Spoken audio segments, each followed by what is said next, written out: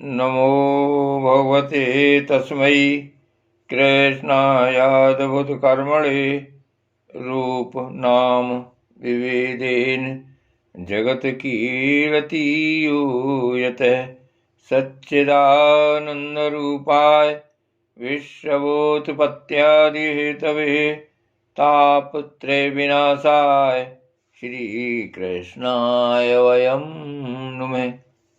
श्रीमद् भागवत महापुराण स्कंद 5वां अध्याय 26वां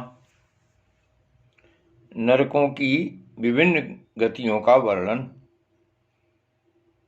राजा परीक्षित ने पूछा, महर्षि, लोगों को जो ये ऊंची नीची गतियां प्राप्त होती हैं उनमें इतनी विभिन्नता क्यों है?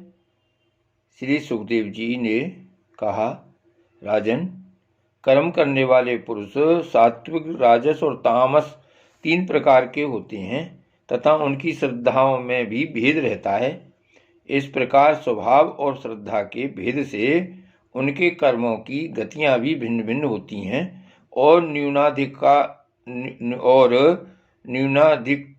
रूप में ये सभी गतियां सभी कर्ताओं को प्राप्त होती हैं।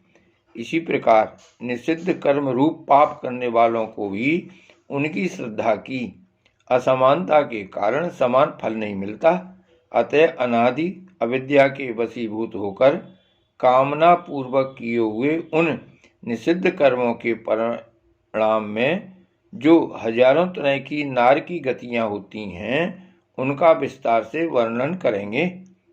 राजा परीक्षित ने पूछा, भगवान, आप जिनका वर्णन करना चाहते हैं वे नरक इसी पृथ्वी के कोई देश विशेष हैं अथवा त्रिलोकी से बाहर या इसी के भीतर किसी जगह हैं? श्री सुखदेव जी ने कहा, राजन, वे त्रिलोकी के भीतर ही हैं तथा दक्षिण की ओर पृथ्वी से नीचे जल के रूप ऊपर स्थित हैं। इसी दिशा में अग्नि सावक्त आदि पितृगण रहते हैं। वे अत्यंत एकाग्रता पूर्वक अपने वंशधरों के लिए मंगल कामनाएं किया करते हैं। उस नरक लोक में सूर्य के पुत्र पृथ्वीराज भगवान यम अपने सेवकों के सहित रहते हैं तथा भगवान की आज्ञा का उल्लंघन न करते हुए अपने दूतों द्वारा वहां लाए हुए मृत प्राणियों को उनके दुष्कर्मों के अनुसार पाप का फल दंड देते हैं। परीक्षित, कोई कोई लोग नरकों की संख्या 21 बताते हैं। अब हम नाम, रूप और लक्षणों के अनुसार उनका क्रमशः वर्णन करते हैं। उनके नाम ये हैं: तामिस्त्र, अंधतामिस्त्र, रौरव, महारौरव, कुम्मीपाक, कालसूत्र, अस्य पत्रवन, सूकरमुख, अंधकूप, कृमिभोजन, संदंस, तप्त सूर्म, वज्र, कंटक, सालमली, बैतरणी, पूयोद, प्राणरोध, विसन, लालाभच्छ, सारमेयादन, अविचि और अयपान। इनके सिवा क्षार, करदम, रक्षो, गणभोजन, शूल, प्रोत, दंद, सूक, अवट निरोधन, पर्यावर्तन और सूची मुख, ये 7 और मिलाकर कुल 28 नरक तरह तरह की यातनाओं को भोगने के स्थान हैं। जो पुरुष दूसरों के धन, संतान अथवा स्त्रियों का हरण करता है उसे अत्यंत भयानक यमदूत कालपाश में बांधकर वलातामिस्त्र नरक में गिरा देते हैं। उस अंधकार में नरक में उसे अन्न जल न देना, डंडे लगाना और भय दिखलाना आदि अनेक प्रकार के उपायों से पीड़ित किया जाता है। इससे अत्यंत दुखी होकर वह एकाएक मूर्छित हो जाता है। इसी प्रकार जो पुरुष किसी दूसरे को धोखा देकर उसकी स्त्री आदि को भोगता है वह अंधतामिस्त्र नरक में पड़ता है। वहां की यात्राओं में पड़कर वह जड़ से कटे हुए वृक्ष के समान वेदना के मारे सारी सुध-बुध खो बैठता है और उसे कुछ भी नहीं सूझ पड़ता। इसी से इस नरक को अंधतामिस्त्र कहते हैं। जो पुरुष इस लोक में यह शरीर ही मैं हूँ और ये स्त्री धनाद मेरे हैं, ऐसी बुद्धि से दूसरे प्राणियों से द्रोह करके निरंतर अपने कुटुंब के ही पालन पोषण में लगा रहता है, वह अपना शरीर छोड़ने पर अपने पाप के कारण स्वयं ही रौरव नरक में गिरता है। इस लोक में उसने जिन जीवों को जिस प्रकार कष्ट पहुंचाया होता है, परलोक में यम यातना का समय आने पर वे जीव रुर होकर उसे उसी प्रकार कष्ट पहुंचाते हैं। इसीलिए इस नरक का नाम रौरव है। रुर सर्प से भी अधिक क्रूर स्वभाव वाले एक जीव का नाम है। ऐसा ही महारौरव नरक है। इसमें वह व्यक्ति जाता है जो और किसी की परवाह न कर केवल अपने ही शरीर का पालन पोषण करता है। वहाँ कच्चा मांस खाने वाले रुर इसे मांस के लोभ से काटते हैं। जो क्रूर मनुष्य इस लोक में अपना पेट पालने के लिए जीवित पशु या पक्षियों को रांधता है, उस हृदयहीन राक्षसों से भी गए बीते पुरुष को यमदूत कुंभी पाग नरक में ले जाकर खोलते हुए तेल में रांधते हैं। जो मनुष्य इस लोक में माता पिता, ब्राह्मण और वेद से विरोध करता है, उसे यमदूत कालसूत्र नरक में ले जाते हैं। इसका घेरा 10,000 योजन है। इसकी भूमि तांबे की है। इसमें जो तपा हुआ मैदान है वह ऊपर से सूर्य और नीचे से अग्नि के दाह से जलता रहता है। वहां पहुंचाया हुआ पापी जीव भूख प्यास से व्याकुल हो जाता है और उसका शरीर बाहर भीतर से जलने लगता है। उसकी बेचैनी यहाँ तक बढ़ती है कि वह कभी बैठता है, कभी लेटता है, कभी छटपटाने लगता है, कभी खड़ा होता है और कभी इधर उधर दौड़ने लगता है। इस प्रकार उस नर पशु के शरीर में जितने रोम होते हैं उतने ही 1000 वर्ष तक उसकी यह दुर्गति होती रहती है। जो पुरुष किसी प्रकार की आपत्ति न आने पर भी अपने वैदिक मार्ग को छोड़कर अन्य पाखंडपूर्ण धर्मों का आश्रय लेता है, उसे यमदूत असिपत्रवन नरक में ले जाकर कोड़ों से पीटते हैं।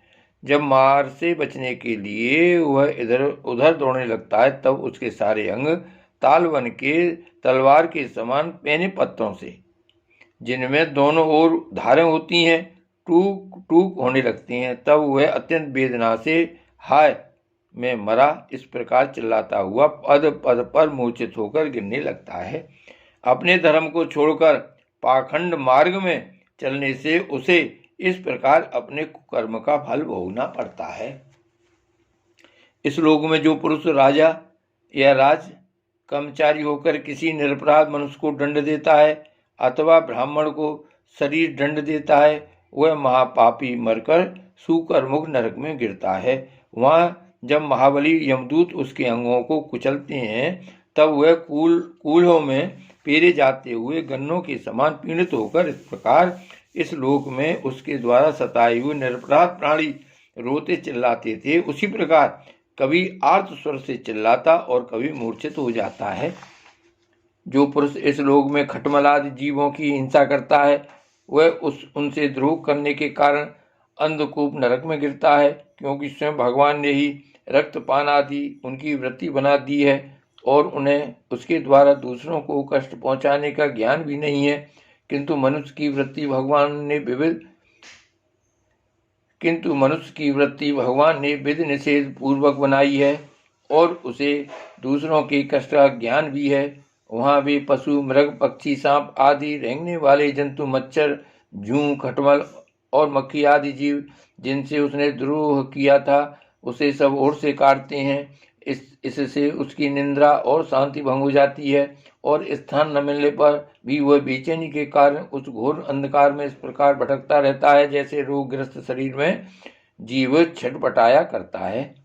जो मनुष्य इस लोक में बिना पंच महायज्ञ किए तथा जो कुछ मिले उसे बिना किसी दूसरे को दिए स्वयं ही खा लेता है, उसे कौवे के समान कहा गया है।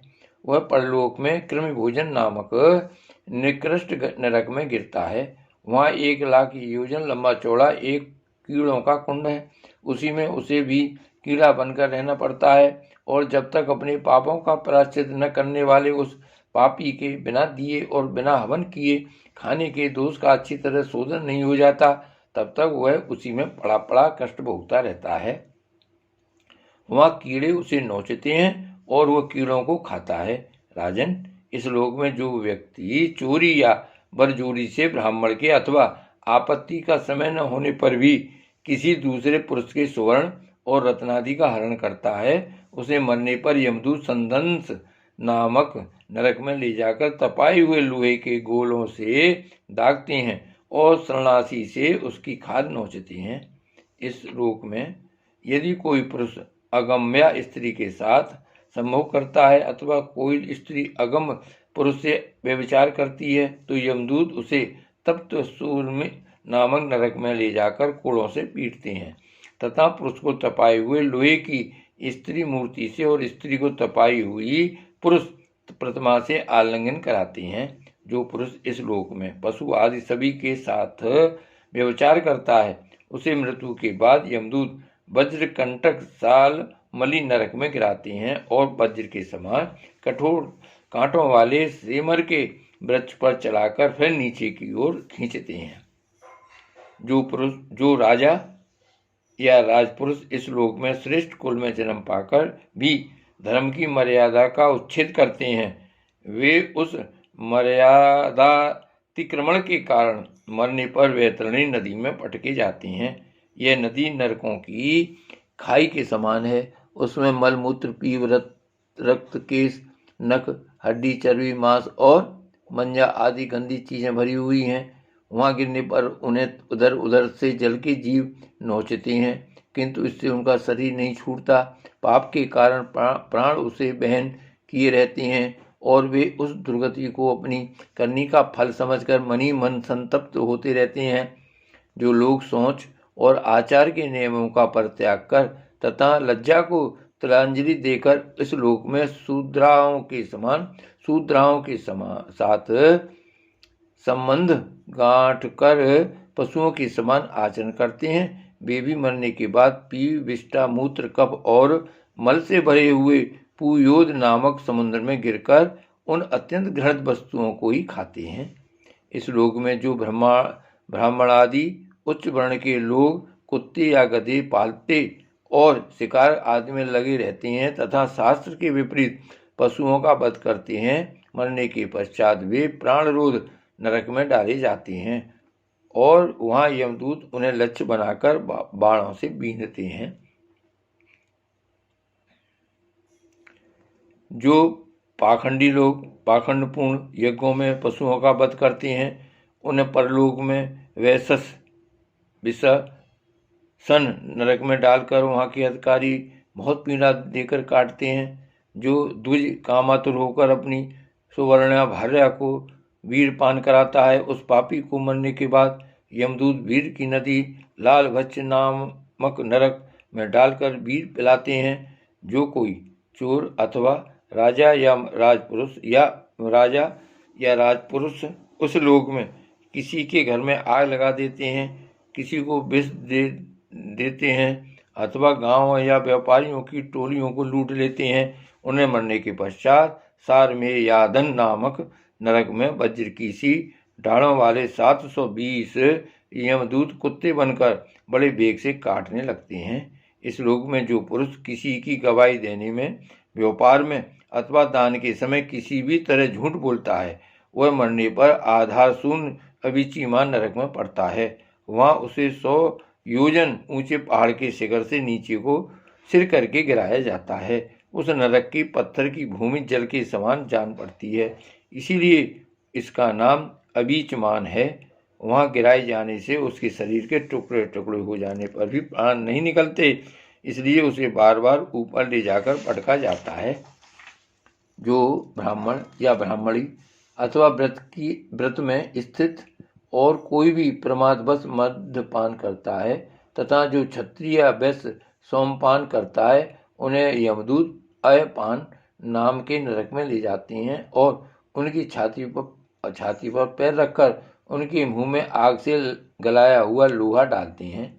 जो पुरुष इस लोक में निम्न श्रेणी का होकर भी अपने को बड़ा मानने के कारण जन्म, तप, विद्या, आचार, वर्ण या आश्रम में अपने से बड़ों का विशेष सत्कार नहीं करता, वह जीता हुआ भी मरे के ही समान है।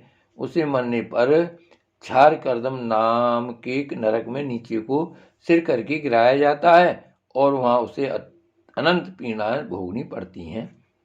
जो पुरुष इस लोक में नर मेधादि के द्वारा भैरव, यक्ष, राक्षस आदि का यजन करते हैं और जो स्त्रियां पशुओं के समान पुरुषों को खा जाती हैं, उन्हें भी पशुओं की तरह मारे हुए पुरुष यमलोक में राक्षस होकर तरह तरह की यातनाएं देते हैं और रक्षोगण भोजन नामक नरक में कसाईयों के समान कुल्हाड़ी से काट काट कर उसका लोहू पीते हैं।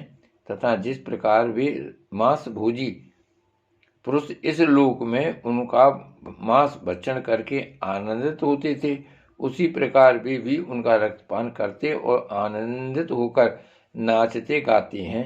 इस लोक में जो लोग वन या गांव के निरपराध जीवों को, जो सभी अपने प्राणों को रखना चाहते हैं, तरह तरह के उपायों से फुसला कर अपने पास बुला लेते हैं और फिर उन्हें कांटे से भेद कर या रस्सी से बांधकर खिलवाड़ करते हुए तरह तरह की पीड़ाएं देते हैं, उन्हें भी मरने के पश्चात यम यातनाओं के समय शूलप्रोत नामक नरक में शूलों से भेदा जाता है। उस समय जब उन्हें भूख प्यास सताती है और कंक, बटेर आदि तीखी चोंच वाले नरक के भयानक पक्षी नोचने लगते हैं, तब अपने किए हुए सारे पाप याद आ जाते हैं। राजन, इस लोक में जो सर्पों के समान उग्र स्वभाव पुरुष दूसरे जीवों को पीड़ा पहुंचाते हैं, वे मरने पर दंड सूक नाम के नरक में गिरते हैं। वहां 5-5, 7-7 मुंह वाले सर्प उनके समीप आकर उन्हें चूहों की तरह निगल जाते हैं। जो व्यक्ति यहाँ दूसरे प्राणियों को अंधेरी खत्तियों, कोठों या गुफाओं में डाल देते हैं, उन्हें परलोक में यमदूत वैसे ही स्थानों में डालकर विषैली आग के धुएं में घोंटते हैं। इसीलिए इस नरक को अवट निरोधन कहते हैं। जो ग्रस्त अपने घर आए अस्थिति अभ्यागतों की ओर बार बार क्रोध में भरकर ऐसी कुटिल दृष्टि से देखता है मानो उन्हें भस्म कर देगा, वह जब नरक में जाता है तब उस पाप दृष्टि के नेत्रों को गिद्ध, कंक, काक और बटेर आदि वज्र की सी कठोर चोंचों वाले पक्षी बलाद निकाल लेते हैं। इस नरक को पर्यावर्तन कहते हैं। इस लोक में जो व्यक्ति अपने को बड़ा धनवान समझकर अभिमानवश सबको टेढ़ी नजर से देखता है और सभी पर संदेह रखता है, धन के व्यय और नाश की चिंता से जिसके हृदय और मुंह सूखे रहते हैं, अतः तनिक भी चैन न मानकर जो यक्ष के समान धन की रक्षा में ही लगा रहता है तथा पैसा पैदा करने, बढ़ाने और बचाने में जो तरह तरह के पाप करता रहता है, वह नराधम मरने पर सूची मुख नरक में गिरता है। वहां उस अर्थ पिशाच पाप आत्मा के सारे अंगों को यमराज के दूत दर्जियों के समान सुई धागे से सीते हैं। राजन, यमलोक में इसी प्रकार के सैकड़ों हजारों नरक हैं। उनमें जिनका यहाँ उल्लेख हुआ है और जिनके विषय में कुछ नहीं कहा गया, उन सभी में सब अधर्म परायण जीव अपने कर्मों के अनुसार बारी बारी से जाते हैं। इसी प्रकार धर्मात्मा पुरुष स्वर्ग आदि में जाते हैं। इस प्रकार नरक और स्वर्ग के भोग से जब इनके अधिकांश पाप और पुण्य क्षीण हो जाते हैं, तब बाकी बचे हुए पुण्य पाप रूप कर्मों को लेकर ये फिर इसी लोक में जन्म लेने के लिए लौट आते हैं। इन धर्म और अधर्म दोनों से विलक्षण जो निवृत्ति मार्ग है, उसका तो पहले द्वितीय स्कंध में ही वर्णन हो चुका है। पुराणों में जिसका 14 भुवन के रूप में वर्णन किया गया है, वह ब्रह्मांड कोश इतना ही है। यह साक्षात परम पुरुष श्री नारायण का अपनी माया के गुणों से युक्त अत्यंत स्थूल स्वरूप है। इसका वर्णन मैंने तुम्हें सुना दिया। परमात्मा भगवान का उपनिषदों में वर्णित निर्गुण स्वरूप यद्यपि मन बुद्धि की पहुंच के बाहर है, तो भी जो पुरुष इस स्थूल रूप वर्णन का आदर पूर्वक पढ़ता, सुनता या सुनाता है, उसकी बुद्धि श्रद्धा और भक्ति के कारण शुद्ध हो जाती है और वह उस सूक्ष्म रूप का भी अनुभव कर सकता है। यति को चाहिए कि भगवान के स्थूल और सूक्ष्म दोनों प्रकार के रूपों का श्रवण करके पहले स्थूल रूप में चित्त को स्थिर करे, फिर धीरे धीरे वहां से हटाकर उसे सूक्ष्म में लगा दे। परीक्षित, मैंने तुमसे पृथ्वी, उसके अंतर्गत द्वीप, वर्ष, नदी, पर्वत, आकाश, समुद्र, पाताल, दिशा, नरक, ज्योतिर्गण और लोकों की स्थिति का वर्णन किया। यही भगवान का अति अद्भुत स्थूल रूप है जो समस्त जीव समुदाय का आश्रय है। श्री भागवत भगवान की जय। श्री वल्लभाधीश की जय। श्री गोवर्धननाथ की जय। श्याम स्वरूप श्री यमुने महारानी की जय। परम दयाल श्री गोसाई जी की जय। श्री गोकुलनाथ की जय। जय जय श्री गोकुलेश, जय जय श्री गोकुलेश।